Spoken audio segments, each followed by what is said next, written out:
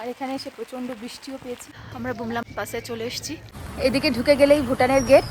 সেলাপাস, জসবন্তগড় আর জাং ওয়াটারফলের অপূর্ব শোভা দেখে আমাদের তাওয়াং পৌঁছতে প্রায় বিকেল 6টা বেজে গেল। হোটেলটা অবশ্য আমাদের ট্যুর এজেন্সির মাধ্যমেই বুক করা ছিল। এখানে আমার রুম পেতে পেতে আমি হঠাৎ করে আমার চোখ পড়ে গেল ফুল দিয়ে সাজানো বেশ বারান্দার দিকে। একটু তাওয়াং শহরটা চোখ বুলিয়ে নিলাম। আর এটা হচ্ছে আমাদের রুম বন্ধুরা, 3 বেডের রুম এটা। আমরা কাল বুমলা পাস যাওয়ার জন্য প্ল্যান করেছিলাম, কিন্তু কালকে আর যাবো না। আমরা কালকে তাওয়াং এর লোকাল সাইট সিনগুলো করবো, আর সেই জন্য আমরা একটু ফ্রেশ হয়ে নিয়ে রাতের ডিনারটা একটু তাড়াতাড়ি করে সেরে নিলাম। অরুণাচল প্রদেশের প্রশাসনিক সদর দপ্তর হচ্ছে তাওয়াং, আর এর উত্তর পূর্বে রয়েছে বিখ্যাত বুমলা পাস। আমরা এখন শুয়ে পড়েছি। এখন রাত 9টা বাজে। একটু আর্লি ডিনার হয়ে গেল। ওরা সব, যে হোটেলটা এখন এসছি, ওরা 8টার সময় সব ডিনার সার্ভ করে নেয়। আর আমাদের এবারের যে হোটেলটাতে আছি সেখানে ব্রেকফাস্ট আর ডিনার আমাদের প্যাকেজের সাথে ইনক্লুডেড আছে। সারাদিন খুব জার্নি হয়েছে, এই জন্য ভীষণ টায়ার্ড হয়ে আছে। আর এখানে তাওয়াংয়ে প্রচুর ঠান্ডা, প্রচুর, ঘরে রুম হিটার চলছে। সকাল 8টা নাগাদ আমরা পুরো স্নান সেরে রেডি হয়ে ব্রেকফাস্ট করে নিলাম। আর সকালবেলায় আমাদের একটুখানি ঠান্ডাটা তখন একটু কম লাগছিল, কালকে রাতে যতটা আমরা ঠান্ডা ফিল করছিলাম। সবাই আমরা এখন তাওয়াংয়ের সাইট সিন করতে বেরিয়েছি। আর আমরা প্রথমেই চলে এলাম তাওয়াং ওয়ার মেমোরিয়ালে। আর এই ওয়ার মেমোরিয়ালটা তাওয়াং থেকে একদম ঢিলছোড়া দূরত্বে অবস্থিত, তাই প্রথমেই আমরা এটা ভিজিট করতে এলাম। 1962 সালে ইন্দো চায়না যুদ্ধে যেসব ভারতীয় সৈন্যরা তাদের প্রাণ বিসর্জন দিয়েছিলেন, সেই সব সৈন্যদের স্মৃতির উদ্দেশ্যেই এই ওয়ার মেমোরিয়ালের ভেতরে একটি জাদুঘর রয়েছে। সুবেদার জাগিন্দর সিং এর বীরত্ব গাথা এখানে ফুটে উঠেছিল। 1962 সালে যেসব যোদ্ধারা তাদের প্রাণ দিয়েছিলেন তাদের নামের ফলকও এখানে সাজিয়ে রাখা হয়েছে। এরপর আমরা চলে এলাম তাওয়াং মনিস্ট্রিতে। দেখতে পাচ্ছেন এই উঁচু প্রাচীরটি, 925 ফিট উঁচু এই প্রাচীর, প্রায় 3 তলার সমান। এখান থেকে তাওয়াং শহরটাকে খুব সুন্দর দেখা যাচ্ছে। চীন এবং ভুটান সীমান্তে অবস্থিত এই বুদ্ধ মঠটি ভারতের সবথেকে বৃহত্তম বুদ্ধ মঠ এবং বিশ্বের মধ্যে দ্বিতীয়তম, যা পঞ্চম দলাই লামার নির্দেশে 1680 থেকে 81 মধ্যে নির্মাণ করা হয়েছিল। এই সুবিশাল বৌদ্ধ বিহারে 65টি আবাসিক ভবন রয়েছে। আর কাঙ্গিউর এবং টেঙ্গিউর বলে মূল্যবান প্রধান তিব্বতীয় বৌদ্ধদের ধর্মগ্রন্থ এখানে রাখা রয়েছে। সুবিশাল মঠ পরিদর্শন করতে করতে হঠাৎ আমাদের ঘন্টার আওয়াজ কানে এলো, আর দেখলাম এক ঝাঁক ছোট ছোট মঙ্ক বেরিয়ে এসছে ওদের লাঞ্চ করার জন্য। আর এরা বেশিরভাগই মোম্পা উপজাতির অংশ। তাদের সাথে আমরা একটু ছবিও তুললাম। একটু পোষ্য, পাহাড়ি পোষ্য দেখতে কার না ভালো লাগে বলুন। এরা আমাদের সাধারণ জনপথের পোষ্যের মতো হয় না, বেশ সুন্দর দেখতে হয়। দেখুন, মিঠি একটু ভয় পাচ্ছিল প্রথমে, তারপর আবার ঠিক হয়ে গেছে। সমুদ্র পৃষ্ঠ থেকে প্রায় 10,000 ফুট ওপরে অবস্থিত তিব্বতী বৌদ্ধদের একটি তীর্থস্থান এই তাওয়াং। আর সে কারণে পারমাণবিক সশস্ত্র প্রতিবেশী দেশ চীন তার লোভী নজর সবসময় ফেলে আসছে এখানে। আমরা এখন আছি 6ষ্ঠ দলাই লামার বাড়িতে। এখানে একটা দেখুন পুণ্যপাত্র রয়েছে, সবসময় জল ভর্তি থাকে এখানে, কখনোই নাকি জল ফুরোয় না। এটা প্রসাদ হিসেবে আমরা সবাই নিলাম। বন্ধুরা, আমরা এখন এসেছি অনিমংফতে, শুধুমাত্র মহিলাদের মনিস্ট্রি। আর এখানে এসে প্রচণ্ড বৃষ্টিও পেয়েছি। দেখতে পাচ্ছেন সব ছাদে ছাতা ইউজ করছি। হ্যাঁ, শুধু মহিলা যারা মনিস্ট্রিতে থাকে তাদের এটা।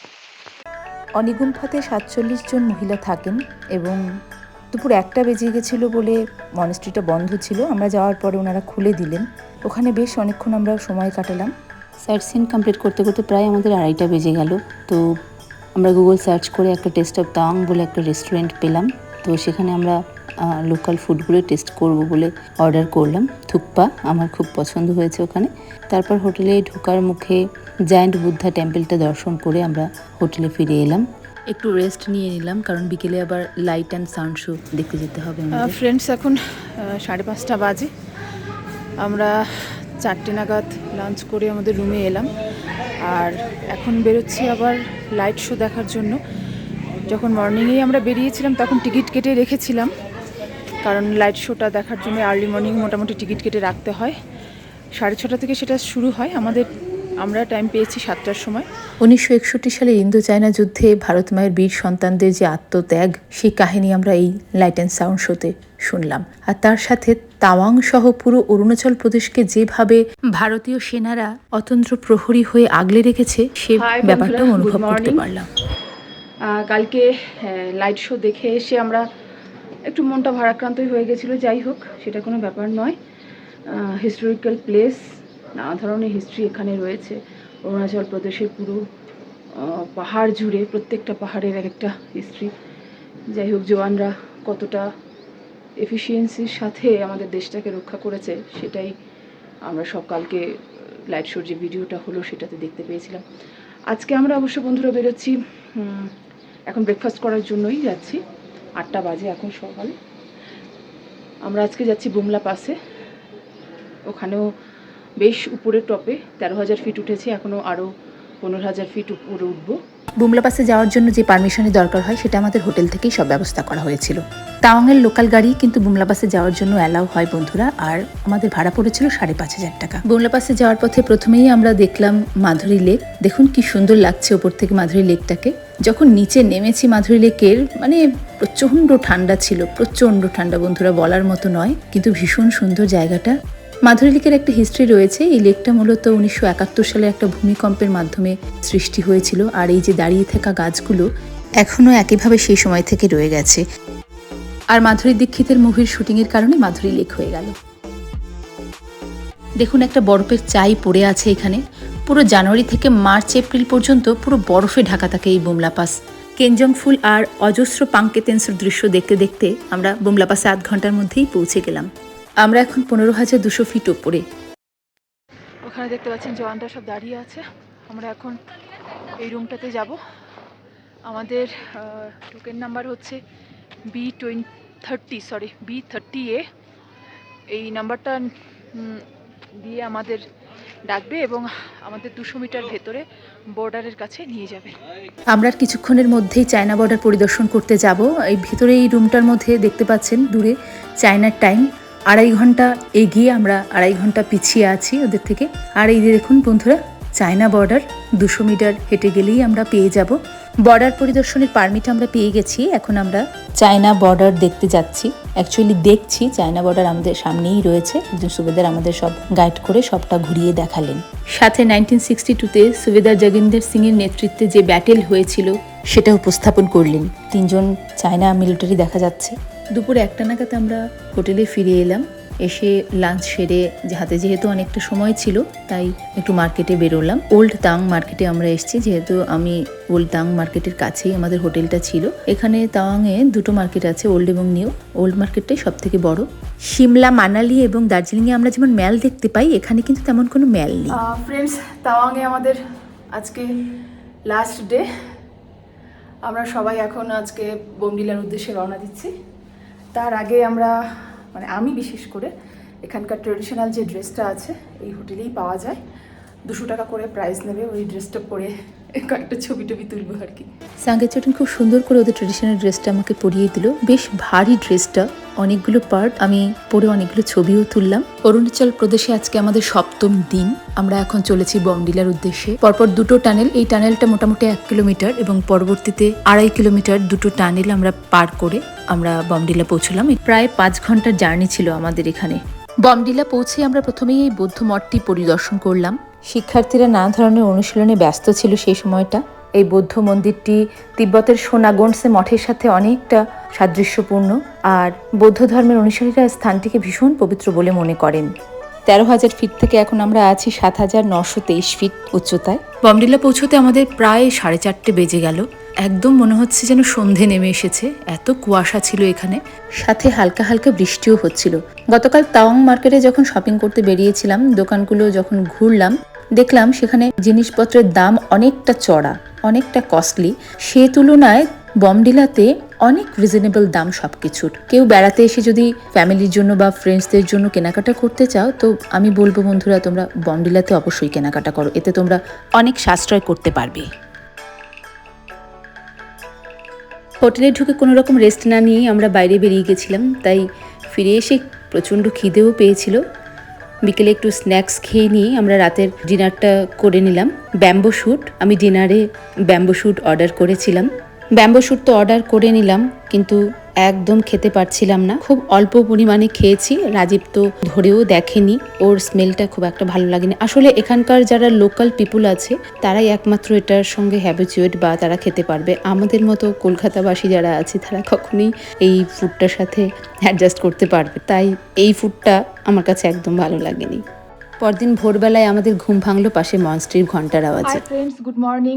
বমডিলাতে আমরা আজকে একটা নাইট স্টে করে এখন সকালে বেরিয়ে যাচ্ছি গুয়াহাটির উদ্দেশ্যে। প্রায় 280 কিলোমিটার মতো যেতে হবে আমাদের। পথে যেতে যেতে ডিসাইড হলো যে আমরা আসাম পৌঁছানোর আগে ভুটান বর্ডারটাও একটু দেখে যাব। এটা আমাদের কোনো প্ল্যানিংয়ের মধ্যে ছিল না, হঠাৎ করেই এটা হয়ে গেল। বন্ধুরা, আমরা ভুটানের বর্ডার লাইনে চলে এসেছি। এদিকে ঢুকে গেলেই ভুটানের গেট। এখন আমরা আছি নো ম্যানস ল্যান্ডে। আমার পেছনে রয়েছে ইন্ডিয়ার বর্ডারের গেট, আর এখানটায় রয়েছে ভুটানের গেট। আসামের উদলগিরি বর্ডার থেকে আমরা নেপালের সামদ্রুপ জংখার বর্ডারে প্রবেশ করছি। হঠাৎ করেই আমরা ভুটানে প্রবেশ করতে পারবো বলে বা ভুটানে যেতে পারবো বলে আমরা একটু এক্সাইটেড হয়েই ছিলাম। তবে এটার জন্য একটা পারমিশন করাতে হয়। রাজীব আমার হাজবেন্ড আর যেই ড্রাইভার দাদা ডে 1 থেকে অরুণাচল প্রদেশ ঘুরতে আসার থেকে আমাদের সাথে রয়েছেন, উনি গেছেন ওখানে পারমিশন করাতে।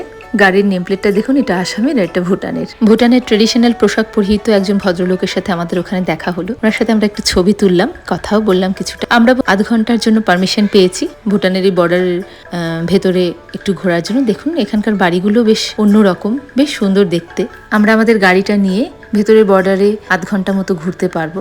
পশ্চিমবঙ্গ, সিকিম, আসাম এবং অরুণাচল প্রদেশ ভুটানের সাথে তাদের সীমানা ভাগ করে নেয়, সেহেতু সড়ক পথে ভারতীয়রা ভুটান ভ্রমণের জন্য একটু পারমিশন করিয়ে নিলেই মোটামুটি ভুটান ঘুরে আসতে পারবে। দেখুন বাড়িগুলো সত্যি খুব সুন্দর। এটা একটি স্কুল দেখতে পেলাম, বাচ্চাদের স্কুল ছুটি হয়েছে। খুব সুন্দর ভুটানি ছেলে মেয়েরা। অল্প সময়ের জন্য ভুটান পরিদর্শন করে আমরা আসামে ফিরে এলাম। প্রায় 8 দিন পরে আমরা পিওর বাঙালি খাবার খাচ্ছি। ভীষণ সুস্বাদু ছিল আসামের এই খাবার। গুয়াহাটি পৌঁছতে পৌঁছতে আমাদের প্রায় 7টা বেজে গেল। গুয়াহাটির গণেশগুড়ি একটা হোটেলে আমরা ছিলাম। আজ আমরা এখানে হোল নাইট থাকবো। প্রায় 280 কিলোমিটার জার্নি করার পর আমরা বেশ টায়ার্ড হয়ে গেছিলাম। আগামীকাল আমাদের 1টা নাগাদ ফ্লাইট রয়েছে। আমরা ভেবেছিলাম এখানে কামাখ্যা মন্দিরে পুজো দেবো সকালবেলায়, কিন্তু সেটা সম্ভব হলো না। প্রচন্ড পরিমাণে বৃষ্টি হচ্ছিল। হোটেলের সামনে প্রায় জল জমে যাওয়ার মতো একটা অবস্থা। আজ আমাদের কলকাতায় ফেরাটা একটু ব্রেক করে হবে, অর্থাৎ আমরা প্রথমে আগরতলায় যাব, তারপর আগরতলা থেকে কলকাতার ফ্লাইট ধরবো। অরুণাচল গুয়াহাটি ট্যুরের আজকে আমাদের লাস্ট ডে। আমরা এখন ফ্লাইট ধরার জন্য বেরিয়ে যাচ্ছি। আমাদের 1টার সময় ফ্লাইট। ভীষণ ভালোভাবে আমরা ট্যুরটা করতে পেরেছি, আর আমাদের ট্যুর কোম্পানিটাকে মেনি থ্যাঙ্কস। আর বাচ্চাদের সাথে নিয়ে ট্রাভেল করতে এলে একটু বাচ্চাদের এক্সট্রা কেয়ার করতে হয়, যেমন মাঝে মাঝে হঠাৎ তাদের শরীর খারাপও হতে পারে। হোল ট্যুরে আমাদের সাথে যে খান দাদা ছিলেন, ভেরি গুড ম্যান। পাহাড়ে বেড়াতে এসে এইসব সমস্যাগুলো খুব একটা আমরা ফেস করিনি। খুব সুন্দরভাবে ট্যুরটা কমপ্লিট করে আজকে আমরা আমাদের বাড়ির দিকে ফিরছি। তোমাদের যদি কোনো কিছু জিজ্ঞাসা থাকে অবশ্যই আমাকে জিজ্ঞেস করতে পারো। আর যারা আমার চ্যানেলে নতুন এসছো তারা অবশ্যই আমার চ্যানেলটাকে সাবস্ক্রাইব করে আমার পাশে থেকেও। আমরা এখন গুয়াহাটি থেকে আগরতলায় প্রথমে ফ্লাইটে যাব, তারপর আগরতলা থেকে কলকাতার জন্য ফ্লাইটে উঠবো। আমাদের মাঝখানে ঘন্টা 2-3 গ্যাপ দিতে হবে। এই 8-9 দিন কিভাবে আমাদের কেটে গেল বেড়াতে এসে আমরা কেউ টেরই পাইনি। আমার বাচ্চারা তো ভীষণ এনজয় করেছে। আর কথা বলতে বলতে আমরা ঘন্টাখানেকের মধ্যে আগরতলা এয়ারপোর্টেও পৌঁছে গেলাম। বেশ বড় এয়ারপোর্ট, সুন্দরী। কিন্তু একটা জিনিস লক্ষ্য করলাম বন্ধুরা, যে এখানে প্যাসেঞ্জারের সংখ্যা খুব কম। যত বড় এয়ারপোর্ট কিন্তু তত ক্রাউড। কলকাতা আমাদের এয়ারপোর্টের মতো এত নয়, বেশ শান্ত। দুপুরের লাঞ্চটা আমরা এয়ারপোর্টের লাউজেই সেরে নিয়ে ফ্লাইটে উঠলাম। দমদম এয়ারপোর্টে পৌঁছতে আমাদের বিকেল 6টা বেজে গেল। পরবর্তীতে নর্থ ইস্ট সাইডের অন্যান্য জায়গাগুলো ঘুরতে গেলে আমি অবশ্যই আপনাদের সাথে শেয়ার করব। আজকের মতো টাটা। আপনারা খুব ভালো থাকবেন, সুস্থ থাকবেন, আনন্দে থাকবেন।